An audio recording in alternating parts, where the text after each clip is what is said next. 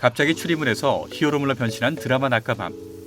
1화부터 본격적인 시작은 6화부터 난 소문이 무성했지만 이렇게 급격한 전개를 보여줄 거라곤 예상하지 못했습니다. 앞으로 어떤 전개가 펼쳐질지 가장 빠른 뇌피셜로 접근해 보겠습니다. 전전 믿으시점 출발합니다.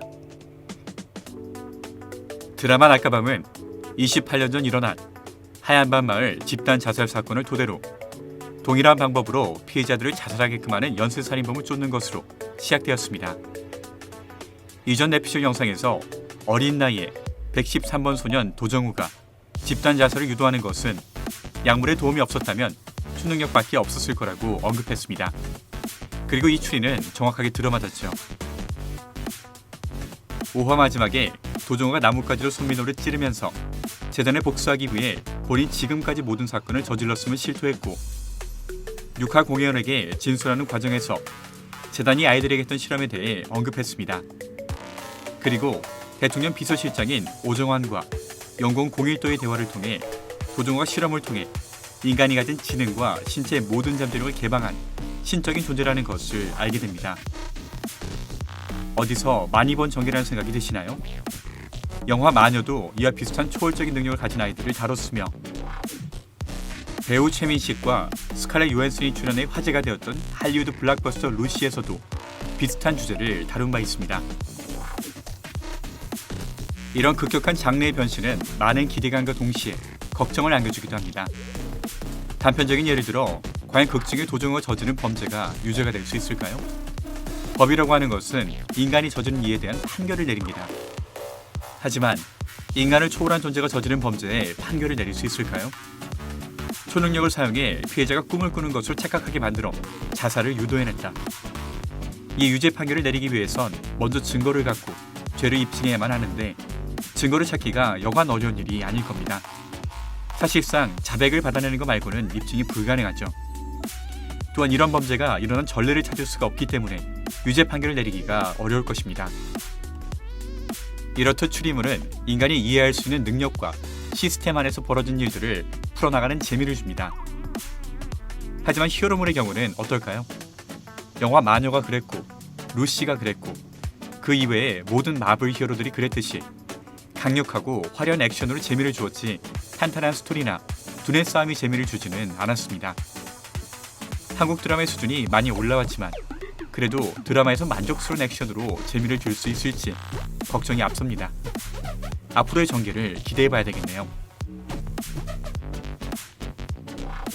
지금까지 낮과 밤은 전개가 상당히 빨랐습니다. 그도 그럴 것이 6화 이후에 장르 변신을 해야 하니까 그 이전의 인물 소개를 포함해 배경 정보를 모두 알려줘야 할 필요가 있었겠죠. 초반에는 하얀밤 마을에서 선생님으로 통했던 손미로가 재단을 대표하는 메인 빌런으로 여겨졌고 도정우를 포함한 하얀밤 마을 아이들의 능력은 최종 반전이 될 것으로 여겨졌습니다. 하지만 엄청난 속도로 6화에서 벌써 연쇄살인범이 도정우였다는 것도 풀렸고 손민호도 사실상 반송장이 되었습니다.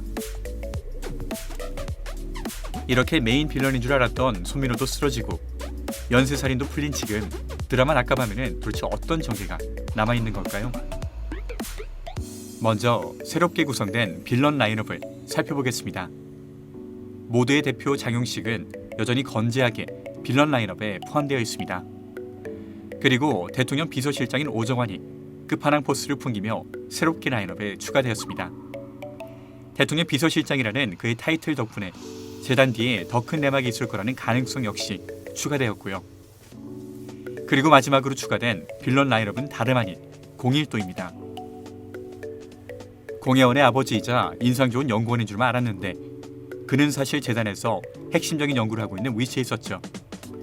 하지만 5화 마지막에 공혜원에게 던진 대사는 그가 진정한 빌런은 아닐 거란 가능성을 보여줍니다.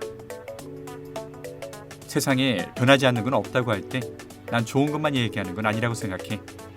나쁜 것도 변해. 네가 믿어주면 설사 그 사람이 나쁜 사람이더라도 좋게 변해.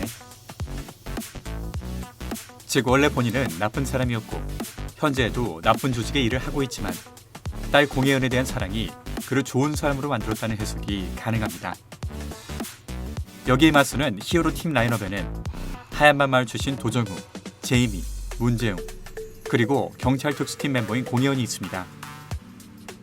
자신의 뇌 상태를 공개하며 병원으로 보내질 것을 이미 예측했던 도정우는 성공적으로 병원을 탈출한 뒤 히어로 팀들과 모여 빌런들에게 맞서 숨겨진 거대 조직에 대항할 것입니다. 비서실장이 던진 유리컵을 가볍게 잡아내는 경원의 능력을 보아서 쉽지 않은 싸움이 될 것 같지만요. 그렇다면 배우의 숨겨진 악의 뿌리는 어디까지 올라갈까요? 대통령 비서실장이 연루된 것으로 보아 단순히 대통령까지 올라가는 전개일 수도 있지만 흔히 음모론에 자주 등장해 몰래 뒤에서 세상을 조종하고 움직이는 프리메이슨이나 일루미나티와 같은 비밀 조직까지 일부 내피셜에서는 언급되고 있습니다. 이는 조금 더 지켜봐야 할 것 같습니다. 재미있게 보셨다고요? 좋아요, 구독, 그리고 새 영상 알림벨을 눌러주세요. 언제나 가장 빠른 내피셜을 전하는 전지현 미드 시점 라이언 킴이었습니다.